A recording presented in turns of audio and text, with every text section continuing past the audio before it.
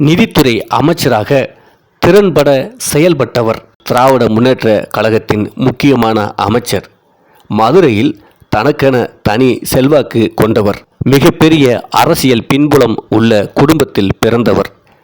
நிதி அமைச்சராக இருக்கும் இவர் நிர்வாகத்தில் சிறந்து விளங்குபவர். அளவான பேச்சாலும் நிறைவான நிர்வாகத்தாலும் முதலமைச்சரால் பெரிதும் முக்கியத்துவம் பெறுபவர் தமிழ்நாட்டின் நிதித்துறை அமைச்சர் மாண்புமிகு பழனிவேல் தியாகராஜன் அவர்களின் வரலாறை காணலாம். மாண்புமிகு அமைச்சர் ஐயா பழனிவேல் தியாகராஜன் அவர்கள் 1966ஆம் ஆண்டு மார்ச் மாதம் 7ஆம் தேதி பிறந்தார். இவருடைய பெற்றோர்கள் பிடிஆர் பழனிவேல்ராஜன் மற்றும் ருக்மணி அம்மாள். பழனி தேவன் ராஜன், வேல் தியாகராஜன் என்று 2 மகன்கள் உள்ளனர். இவருடைய தந்தையார் திரு பிடிஆர் பழனிவேல்ராஜன் அவர்கள் 1996ஆம் ஆண்டு முதல் 2001ஆம் ஆண்டு வரை தமிழ்நாடு சட்டமன்றத்தின் சபாநாயகராக இருந்தவர். அவர் மதுரை மத்திய கிழக்கு பகுதியிலிருந்து தேர்ந்தெடுக்கப்பட்டார். முதலில் அவர் தந்தையார் 1967ஆம் ஆண்டு தேனியிலிருந்து தமிழ்நாடு சட்டமன்றத்திற்கு தேர்ந்தெடுக்கப்பட்டார் மற்றும் 1971இல் மீண்டும் வெற்றி பெற்றார். 1996 மதுரை மேற்கு தொகுதியில் அவர் 707 வாக்குகள் வித்தியாசத்தில் தோல்வியடைந்தார். அதற்கு முன்பு அவர் முன்னதாக தமிழ்நாடு சட்ட மேலவைக்கும் தேர்ந்தெடுக்கப்பட்டார். 2006ஆம் ஆண்டு மே மாதம் 20ஆம் தேதி இவருடைய தந்தையார் அவர்கள் இறக்கும்போது தமிழ்நாடு அரசில் இந்து சமய மற்றும் அறநிலையத்துறை அமைச்சராக இருந்தார். அப்போது அவருக்கு 74 வயது. மதுரை காமராஜர் பல்கலைக்கழகம் அவருக்கு 1997ஆம் ஆண்டில் டாக்டர் ஆஃப் லா பட்டத்தை வழங்கியது. இவருடைய தந்தை பிடி ராஜன் அவர்கள் சென்னை மாகாணத்தின் முதலமைச்சராகவும் இருந்தார். இவருடைய பாட்டனார் பிடி ராஜன் அவர்களும் தமிழகத்தின் முக்கியமான அரசியல் தலைவர்களில் ஒருவர். இவ்வாறு மிக பெரும் அரசியல் பின்புலம் கொண்ட குடும்பத்திலிருந்து வந்தவர் பிடி தியாகராஜன் அவர்கள்.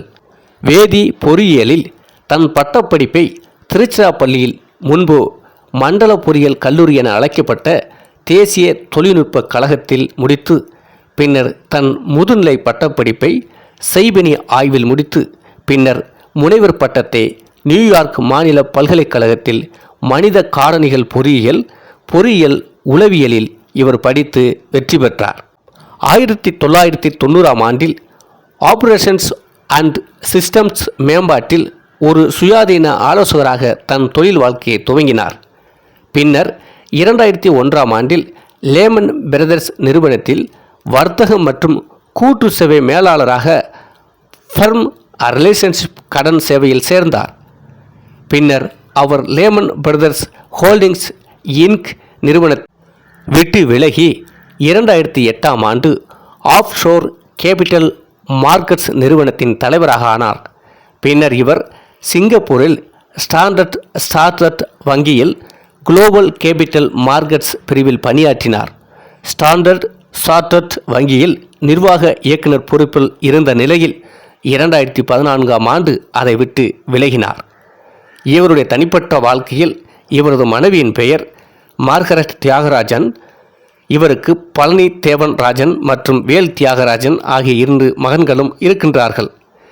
இவர் அரசியல் வாழ்க்கை 2016ஆம் ஆண்டின் தமிழக சட்டமன்ற தேர்தலில் மதுரை மத்திய தொகுதியில் இருந்து திமுக சார்பில் சட்டமன்றத்திற்கு தேர்ந்தெடுக்கப்பட்டார்.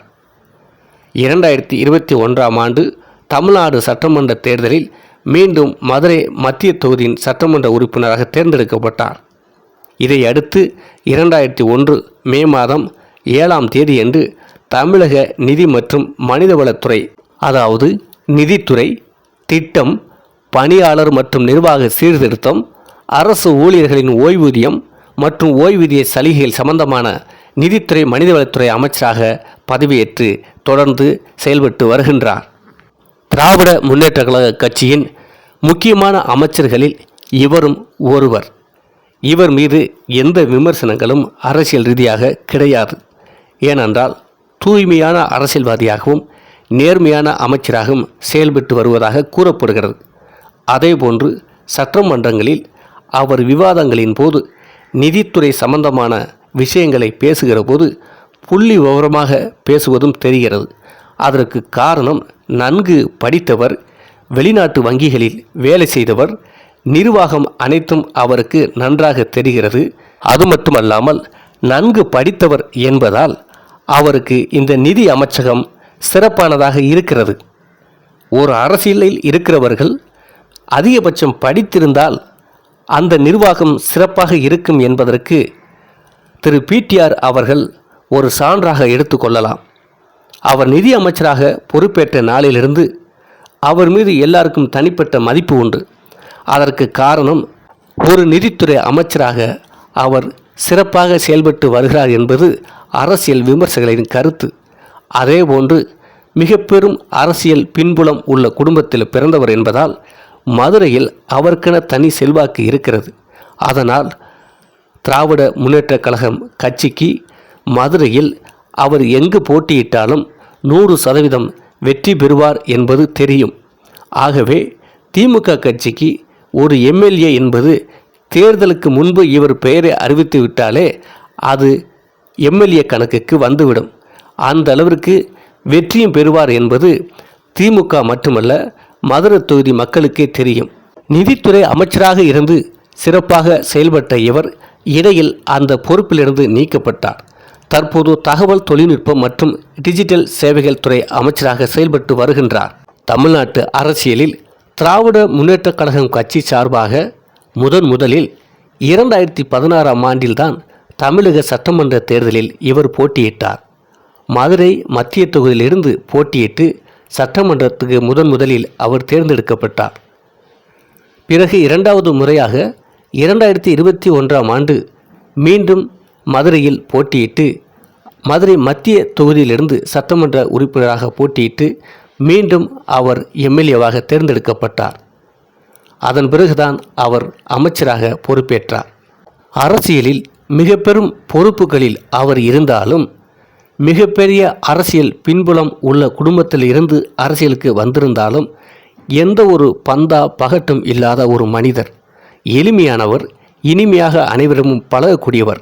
அதனாலேயே மதுரையில் இவர் குடும்பம் தனி செல்வாக்கு பெற்று நன்மதிப்புள்ள குடும்பமாக விளங்குகிறது. அதுவே இவர் அரசியலில் இறங்குகிற போது அது வாக்கு வங்கிகளாக மாறி வெற்றியையும் தேடித் தருகின்றது. நன்கு படித்தவர் என்பதாலும் வெளிநாட்டு நாகரிகத்தில் வளர்ந்தவர் என்பதாலும் இவருடைய பேச்சுக்கள் எதிர்க்கட்சிகளை அரசியல் ரீதியாக புண்படுத்துவதாக இருக்காது. மிகவும் நாணயமாகவும் மிகவும் நிதானமாகவும் தமிழ்நாட்டு அரசியலில் இவரை உற்று நோக்கி பார்ப்பவர்களுக்கு தெரியும். நாகரிகமான அரசியலை, தன்மையான அரசியலை செய்யும் ஐயா பிடிஆர் அவர்கள் தமிழக அமைச்சர்களில் மிகவும் பொறுப்பானவர் என்பது குறிப்பிடத்தக்கது. மீண்டும் ஒரு வரலாறோடு சந்திப்போம். சேனலை சப்ஸ்கிரைப் செய்து கொள்ளுங்கள்.